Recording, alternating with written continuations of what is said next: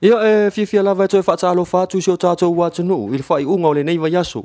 O si mai le whaafonga, se tasi le nei o whaopoponga o tātou tala mai Samoa, mai le tautua le LOABAY mo le nei aso Faraile. Se fulu ma le tolu Januari, lua afe lua se fulu ma le tolu. Ia tātou tala to mua. O se tasi o whaafita au le whea ngai ma le komiti, o tūlanga malu mo whailonga tau o loa. O le fiu lea e tālia ni tūsi tālo sanga, e whai aile la tau filifili ngai tangata ia ngā waa o na maua pine tau o loa. O le mafuanga lea o le tatalo mai ai o le komiti, i le atu nuu atoa, e au fia ai tono e ka le sia, pūlenga malu a li ima whai pule, o a inga, e au wai whaatasi i lea wha moe moe, e whaatumu pe patalo sanga, o se tangata ua ia si la fia, ua tū maa tila sana ngā luenga le lei sa whaia. O le nei wha moe moe tā ua, e mawhai o na mawai e tangata uma, nisi o pine tau o loa, e peo na sa tele, ina manatu nisi e na o tangata i aio la tau wha e longa tau o loa, pe sa ngā lue fo i tono se vai ngā au. E leo mawhai o na sila fia uma e le komiti ni ngā luenga le lei sa whaia i le atunuu, o le mafuanga lea o le taro sanga ina ai le atunuu, ina ia sila fia le atulanga, o pepa taro sanga e wha atumu, o lo o maua i le ofisa ma le upenga ta whailangi ale matanga luenga o le palemia. O le aso ngafua o le vai aso fou, o le aamata whaatino ai le ngā luenga whaapitoa le ofisa o TALA o whai ngā pālota i tu tonu, o le tū mālo vai maunga tolu, o awhio anga nei, o whaato ia, vini, maangau, maanyangi uta, le lata, le tava, matau tu tai, matau tu uta, leo ne, vai singano, vai lima, bawala, afia malu i sisifo, papaloloa, papauta, tanu ngā manono, siapa pata, a vele, na whanua, tanu maa leko maa loro lei mati a vi. Ua talo sanga ina ai le ofisa o whai ngā pā lota ala la whanga uma. Ina ia nonoa se ia papa e iluma o maota e whai ngō fia ai le ofisa o whai ngā pā lota. O loo mo o mia au nanga tau resi tala, e pei o resi tala fou, ma resi tala li liu. Inisi o tātou tala, ua pisa o le telo tangata o loo fia maua pe awa noa i au se talia. I le tuai ona o mai, o le aso e tatala ai le se ia au se talia.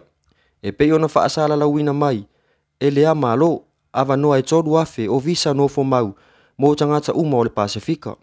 O aia inga, e ta itutusa lava mai inga, ale malo o New Zealand. E au fia ai, le reisi tala i upenga ta whailangi. Se fulu valu tau sanga i le wha, se fulu lima tau sanga le soifua. Ia au sia le soifua malo lo ina, ma ia auane i aini soli ngā tū la fongu. E te tau ona tu uina i ai tālu sanga, ale to o lua ma le whanau. O se taimi mua, ale malo au se talia, ua manatu ai, e au ngā mata ua mō tangata o le Pasifika. E se fulu lima afe iwa se lau iwa se fulu lua. Le au whai o tangata Samoa ua maua le siama o le COVID se fulu ma le iwa. E au fia ai ma le to otasi, na wha mau nia le maua i le maasina nei o Januari. O le taimi nei, o loo pepesi le fulu maasani, ma ua tā ua, o loo amata lava o na whaiti e tia tangata a fia, peitai. O loo tū mau pea le whautuanga i le atunuu atoa, ina ia nofo le lei i le fale, pe a whai ua sila fia ua maua ia aunga o le fulu. Ua mai tauina foi, le toa telo tangata nga i mai i atunuu ma mau, e tā ua ai le whai o tari fufonga, ina ia mau tinoa o loo saunga le mu, o se awa noa e te tau ai foi, o na whaatino pea, le tū ma malau tele, ale atunuu, mo le soifua malolo ina, au iai le neivai tau o ti munga malolonga.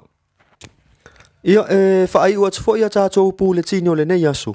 Inisi o tonga o saunoanga mai le awhionga le tai o le tū o loo ngai le malo. Le sunga ia tū le epa, Dr. Sailele Malie le ngoi. Ia, o la awhionga o le, ua mata vuene sana lautana le tau pule whape o le carbon credit. O isa wita. O whasanonga ia televisi whafu. Televisi Samoa. Televisi Samoa i Australia le MAI. O le sanga lea. O le tele i o whasalalonga. E whaia la tu whafu e le malmalama. Ai meche la pia whai o kamala ngai whai o kanata. O le si lea whasalalau le malmalama. O le mtapule e la ngā mai o carbon trading. O le whata wa ina o le kasa kaponi. O mauma. Lona winga o whasalalau e whatau. O le ole tulanga le ile lo e iai ia whenenga nos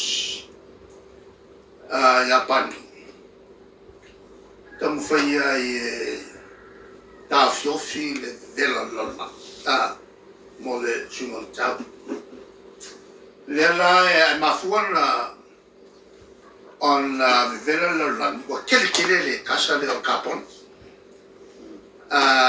carbon dioxide e mantofo e lua kasa ki kele ai e tau o sulfur o carbon i mal oxen mo tātou la ia ai mana vaina e to saule o carbon o saule o le oxen e te olai ai manga ve fafo le o carbon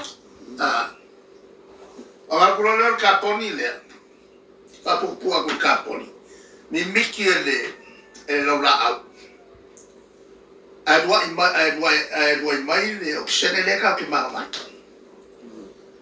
a kele la au ka wala kiki le air le gas le oxygen ka ki ola al carbon le ka ki manga va pi fa e poi la au e la au o ma fali liulo o ma la au rola o mauma lo una wai mai le la au le oxygen le air le ka ki ola le kasa le ka ki ola on kako manga venga le a manga va me fafo ka ko o sau le carbon la nga va ko pu ele la au fa li lu lo nga la au ya no feke ya le ma kere lo nga la au a o le nga su ko ka kala mai lo ele a fi el carbon la le mele o ku pu la la wa ma fanga la ngo wa kele el carbon kele me mafu me ya kele ka ma fa fo le wa o le vampiro au ka le la au ka kipila wa ka kipila na la vola na le ko la au ka ko se ko mo wa se o kisene o le kasa e ora au kele ka se fio ke ka ko ma fa ngai la ni la ku puai me yo fa o le whenenga la e wha kapula a kungu umano losi i al kaponi e me whai o ngalako producinga mai me si ese ai me se la mo me o fale fo ile le ngosina o ko kere la o kungu la kere ngwa ia le kaponi e fausia lako ma ko runga vangi mungipo ma kiri ai o kele kaponi ka milo le ea ma kiri ai o vivena ka ma kiri ai o ma kele meio o fa ia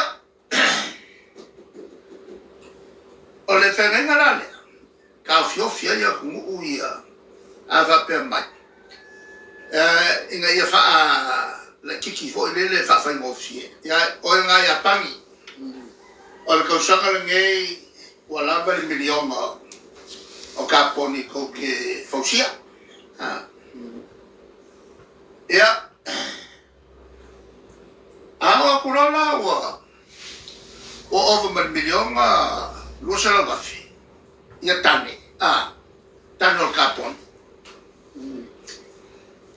o fa sala lo le ya pa e pawala le mea fa ye o nga fa sa winga ya pa o mai la e suela como ele kiki kaponi la ko ki fausia a kele o kisenge la ko ke fausia pela o SAMOA o mo kele o la o ye e me fa la fa pe a sin fa kainga pe o mangel ko sa ma se hace Daniel Kako Capon como uma a essa foi a feia mo tone o oxene a sua vela ko ese le afi la una la o le va e mawhai la o ngā mai apangi whapea mai. Samoa, se mai ar ko iwa whianga. Nā ko ke whakaua. E kukua I lalo le lako ova lea. Ia mare whasala ai a wale whenga le whamamano. O ko mo mai, o whamela la ko. E se me whapea ngā kā kumwha, ia mawhua ia. Befia mi o ke senge e avo I e whausia kato. Langa kaua e kele ngā rua ngai whai fie lopo o lea e kele o leo ke senge. A wana aura ia, e reo whaila ngai loa kato. E la kampani, ngā mai mai whafu. E kau mo whai e fia whai se por kalami whapea, e le mo whai no whaia. Lea ngai e kele ngā rua e kau mo whai.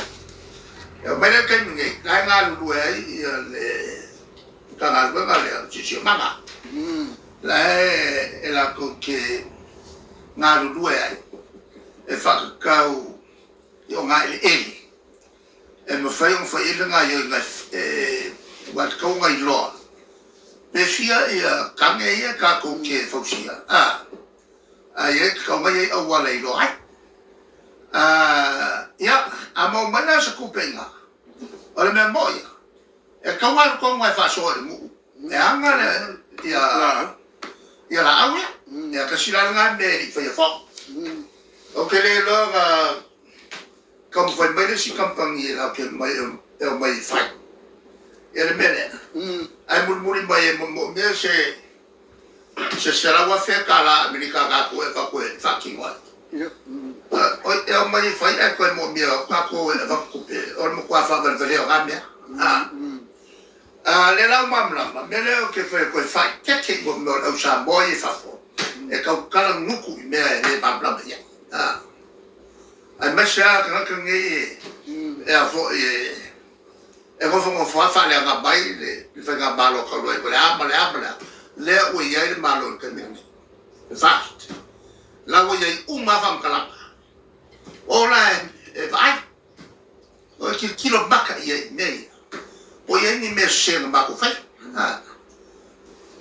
o le kulanga la nga ia la ko fa kanata ia la a faro no me kanata ulo le kio wa ka le nge ngo sabo pe oi ma sa vo I kom fai e ka ya ku ya ofisi ale ale ni mai nga la ve ke fa so